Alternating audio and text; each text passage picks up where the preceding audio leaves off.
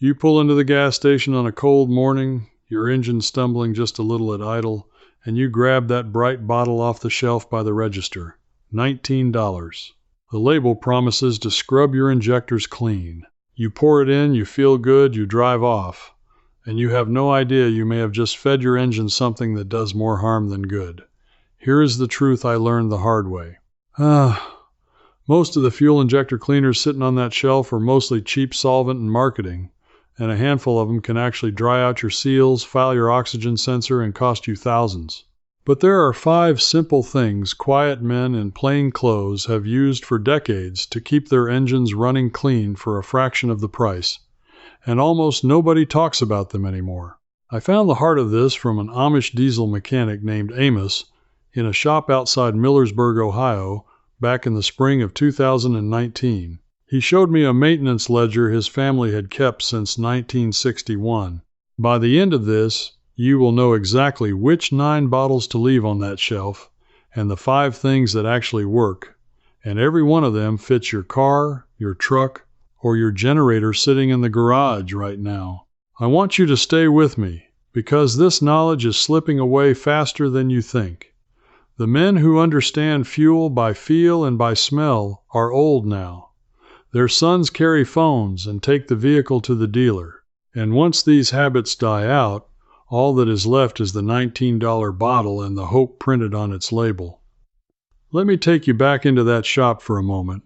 It smelled of diesel and clean straw. There was no computer, no diagnostic scanner glowing on a bench.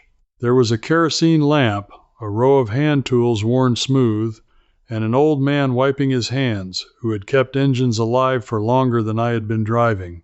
And the first thing Amos told me stopped me cold. He said most of what I had poured into my tank over the years had been working against me. He was right, and I want to prove it to you. Let me start with the thing that shocked me most, because it flips everything the shelf tells you. The single biggest mistake is trusting a bottle that is mostly solvent.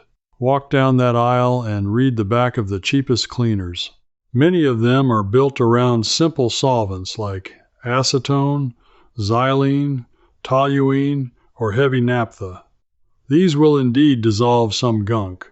They will also, in a modern engine, attack the rubber and the plastic in your fuel system if you use them too often or too strong.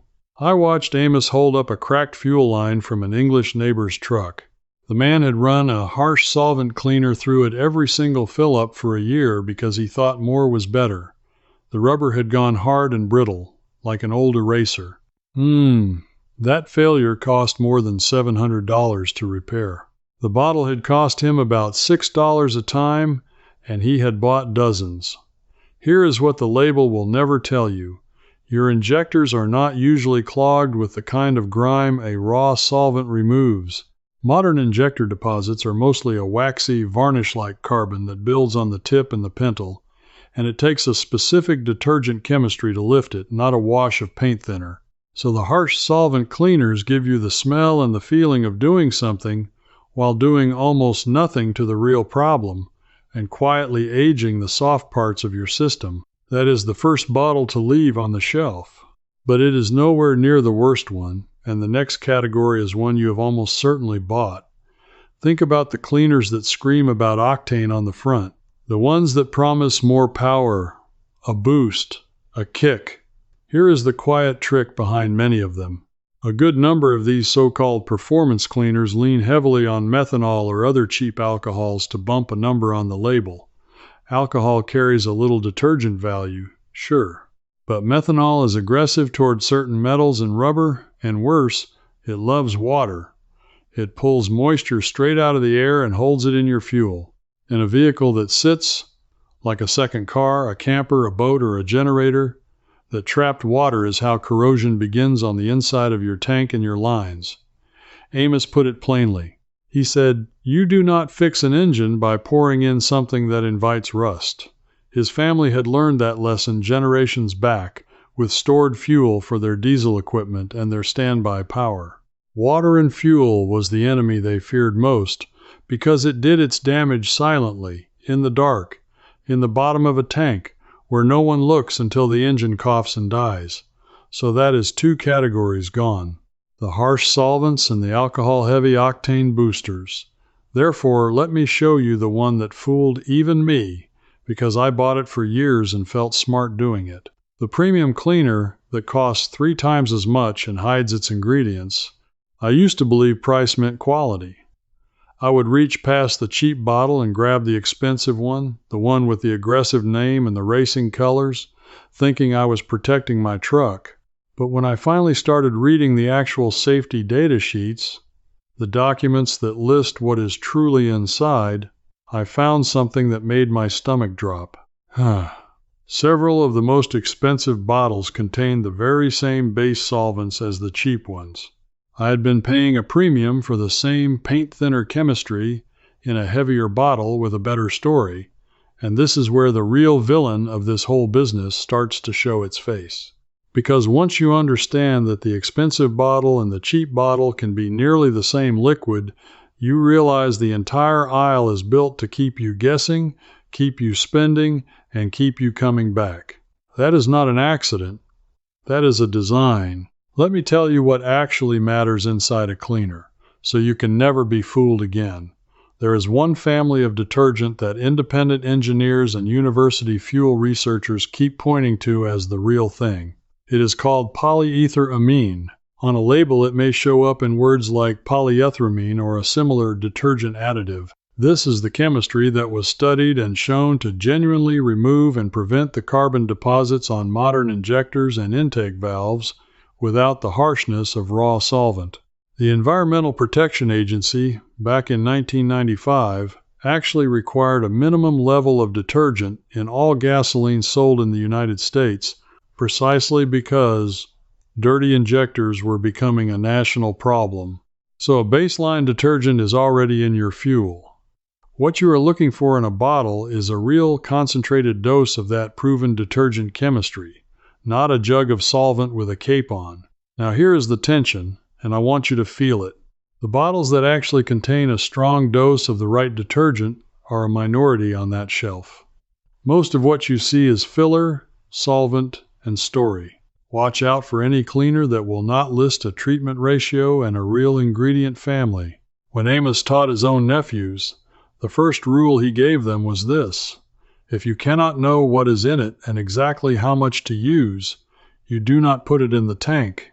A trustworthy product tells you it treats a specific number of gallons and names its active detergent. The junk hides behind words like proprietary blend and special formula and secret additive package. That vagueness is not protecting a valuable secret. It is protecting a cheap recipe from your judgment. Then there are the all-in-one miracle bottles. The ones that claim to clean injectors and clean your whole fuel system and boost octane and remove water and lubricate and stabilize all in the same small bottle for one low price. Think about that honestly. A true injector detergent, a true water remover, and a true octane component are different chemistries that often work against one another. To cram them all into one cheap bottle, the maker must water each one down until none of them is strong enough to do much of anything. Amos called these the everything bottles, and he said the more a bottle promises, the less of any one thing it actually delivers. That line has stuck with me for years. And the most heartbreaking one, the diesel owners know this pain.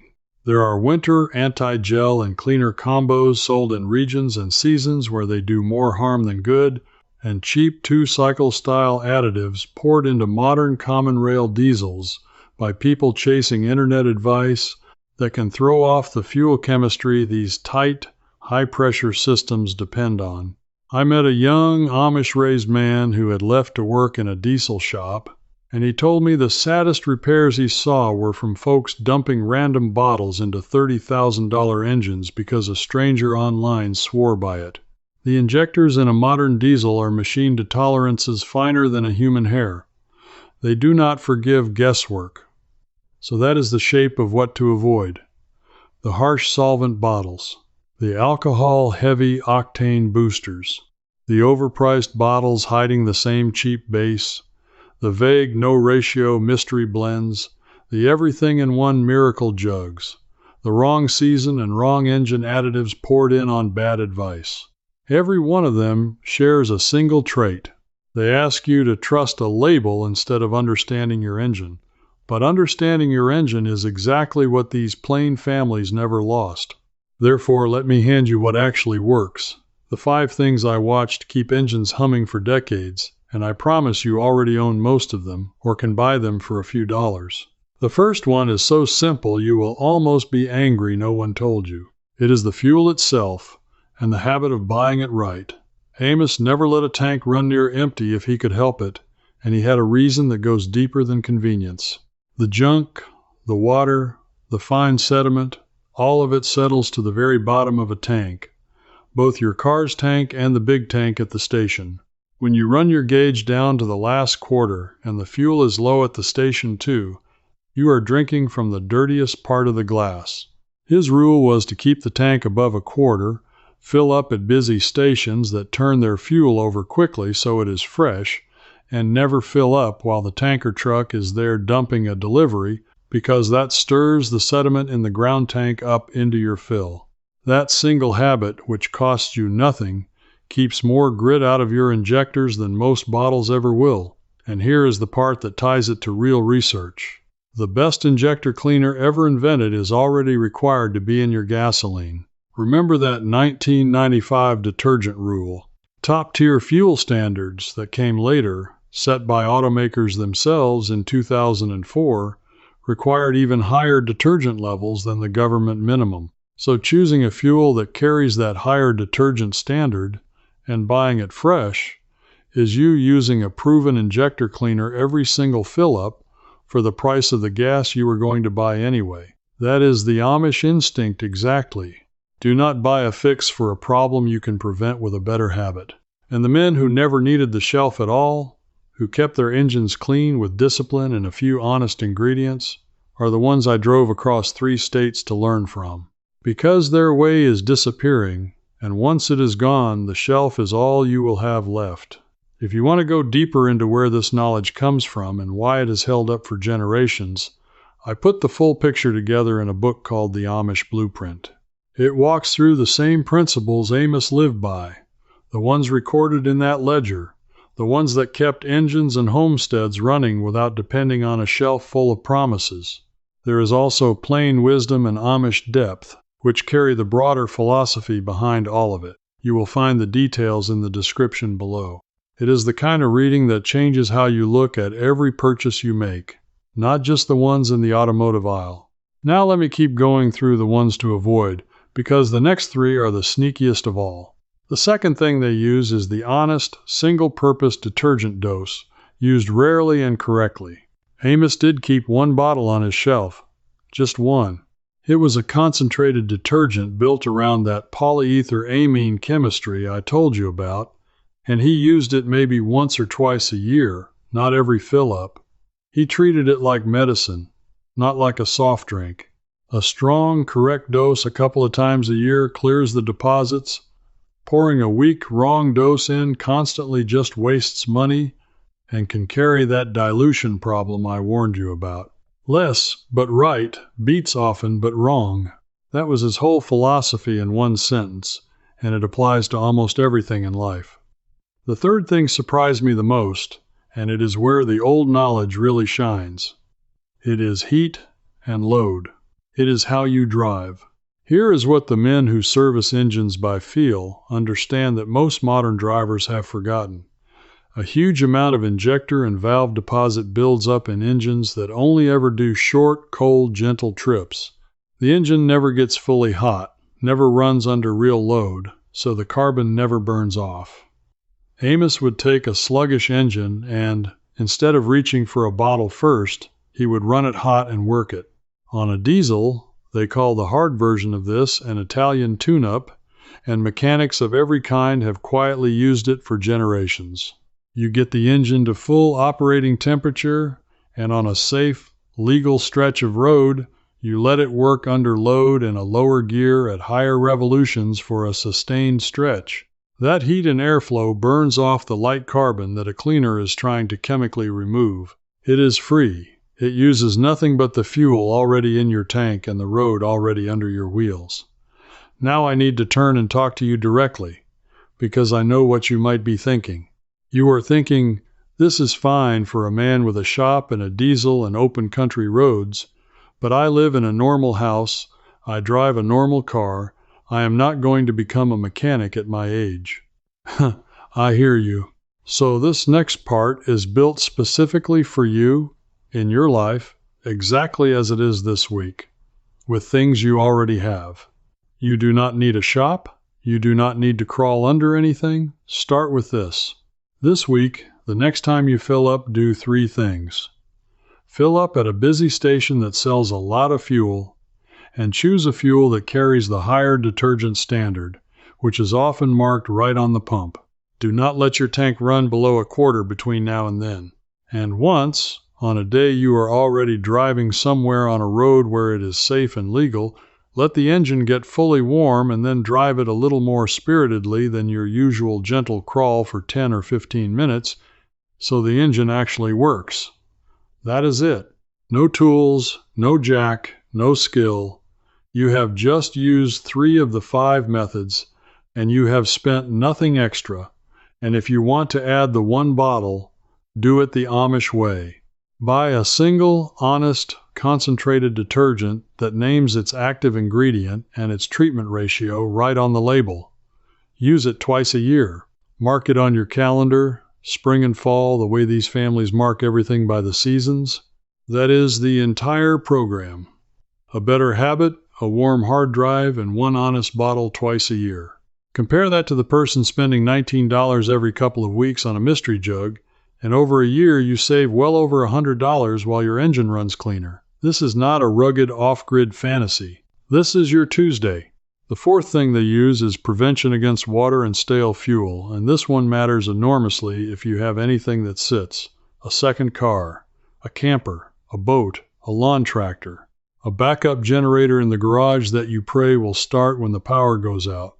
The Plain families lived and died by their standby power and their stored fuel, so they became masters at keeping fuel from going bad. Their tools were simple. A properly sealed tank so moisture in the air cannot get in and condense.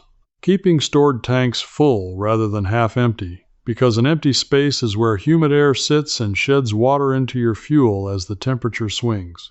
And a true fuel stabilizer, a single-purpose one, added when fuel will sit for months, so it does not turn to varnish and gum up the very injectors and carburetors you are trying to protect. I have watched a generator that sat untouched for a year start on the first pull because the fuel had been stabilized and the tank kept full and sealed. And I have watched a neighbor's identical generator refuse to start in an ice storm because the fuel in it had turned to sour varnish over a lazy summer. One of those men understood the old way. One of them did not. The storm did not care about their intentions. The 5th thing is the one I almost did not believe until I saw the ledger, and it is the closest thing to a true secret in this whole story. So let me bring you all the way into it, because this is what I drove across 3 states to find, and it is the piece most at risk of vanishing. Amos set that maintenance ledger on the bench in front of me. The cover was soft with age, the corners rounded from decades of hands. The dates inside started in 1961, page after page in careful pencil, engine by engine, season by season. And what it recorded was not a product, it was a rhythm, a discipline of small, cheap, regular acts that together did what no bottle can do. But there was one entry, repeated every autumn for more than 50 years, that I had never heard from any mechanic, any manual, or any store. Before the cold season, they would run the engine to full operating temperature, and then they would give it a deliberate, sustained, high-load run to carry heat through the whole system, and immediately after, while everything was hot, they would change to fresh fuel and, in the equipment that allowed it, treat that fresh, warm fuel with a single measured dose of concentrated detergent. Not cold, not idling, hot, worked, and fresh. The reason, written in the margin in a steadier, older hand, was that the detergent does its real work when the deposits are already softened by heat and the engine is moving fuel briskly through the injectors. The cleaner and the heat were not 2 separate ideas. They were one method, The bottle alone, poured into a cold engine on a short trip, is a fraction as effective as the same dose poured into a hot, hard-working engine that then keeps running long enough to carry it all the way through. Think about what that means. Every one of us who ever dumped a cleaner into a cold tank and then drove 3 gentle miles to the store and shut the engine off, we wasted most of that bottle. The active ingredient never got the heat or the flow it needed to do its job. These families knew that in 1961, they wrote it down. And it never made it onto a single label, because a label wants you to believe the magic is in the bottle, when the real magic was always in the method. Warm the engine fully. Work it under load. Treat it with a proper dose and fresh fuel while it is hot. Then keep driving long enough to carry it through. That is the finale. That is the thing that turns even a good bottle from a gimmick into a genuine repair, and it costs you nothing but attention. I want you to understand how close this came to being lost. That ledger was headed for a burn barrel. Amos told me plainly that his own grandsons had no interest in it, that they take the machines to a shop with a scanner now, and that when he is gone the book will likely go with the house or into the fire. I asked if I could photograph the pages. He let me. That is the only reason I can hand this rhythm to you tonight. A discipline kept alive for more than half a century, almost erased in a single generation, saved by a skeptic with a camera who happened to walk into the right shop before it was too late. So here is everything, laid in your hands. Leave the harsh solvent bottles on the shelf. Leave the alcohol-heavy octane boosters. Leave the overpriced jugs hiding the same cheap base, the vague no-ratio mystery blends, the everything-in-one miracles, and the wrong engine additives pushed by strangers online. And instead, keep your tank above a quarter with fresh top detergent fuel, use one honest single-purpose detergent twice a year, drive your engine hot and worked instead of cold and coddled, protect anything that sits with a sealed full tank and a real stabilizer, and above all, treat with heat and load and fresh fuel together, the way that Ledger recorded every autumn since 1961. Do that and your injectors stay clean for a fraction of what the aisle wanted from you, and your engine outlives the people who trusted the bottle. I think about that soft-cornered book more than I expected to. Because what I really caught in that shop was not a car tip. It was proof that the honest way still works, that it was written down by patient hands, and that it was one dry season away from the fire. You held it just in time. You are the kind of person who refuses to let something real and proven die out on your watch, or you would have clicked away 20 minutes ago. That is who this is for, not the crowd chasing the flashiest bottle. The ones who still believe that understanding a thing beats being sold a thing. So tell me one thing in the comments, and be specific, because I read them. Which of the 9 did you buy in the past? The harsh solvent, the octane booster, or one of those everything-in-one miracle jugs? And did you feel it did anything at all? And tell me where you are watching from, and whether you have an old generator or a second car sitting out there right now with fuel that has been in it too long. I want to know how many of you are about to go check that tank tonight. And if any part of this reached you, join the rest of us who are trying to catch this knowledge before it goes into the burn barrel for good. That is what we do here.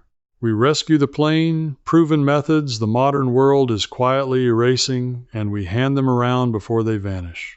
Next time, I am going to show you the way these same families keep a diesel starting in brutal cold without the expensive winter additives everyone swears you must buy.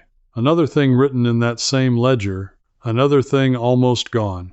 Stay with me, and we will save it together. You've stayed with me all the way, and I'm grateful. If you'd like to go further, I'd love to have you in the Plain Living Circle. This video gave you the overview, but inside I share the full recipes, picking up right where we stopped. You can ask me your own question, and I answer you myself. You belong here with us. Just point your phone at the code on screen. Cancel anytime, one click.